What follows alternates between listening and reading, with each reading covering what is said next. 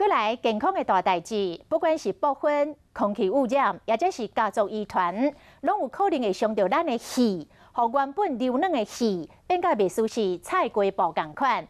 这种的病叫做突发性的肺纤维化，就是俗称的菜瓜布肺。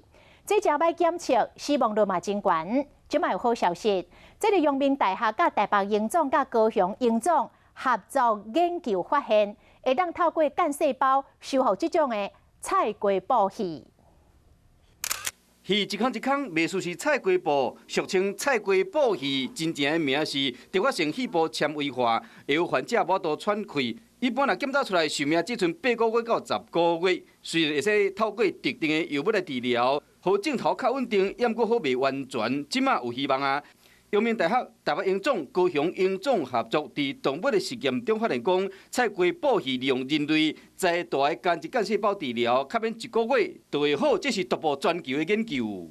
药物呢都是抑制恶化的速度，并没有治疗的效果，所以要将你的结巴的肺反转出来有功能的肺，就必须要干细胞的移植。大概1个礼拜就慢慢的修复，到1个月呢，它可以跟正常老鼠是差不多的肺功能。抗发炎降低纤维母细胞活化，避免病况恶化，才有唤醒其他细胞青春肺部的空间。 肺泡细胞再生，恢复肺部的功能。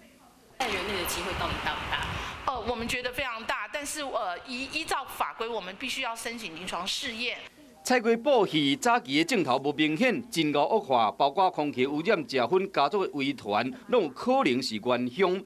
伫台湾至少有几千名的患者，即马有新的治疗方向，嘛刊登伫国际期刊，未来将会进一步规划人体试验。若是顺利治疗菜瓜布肺的人，都有救啊！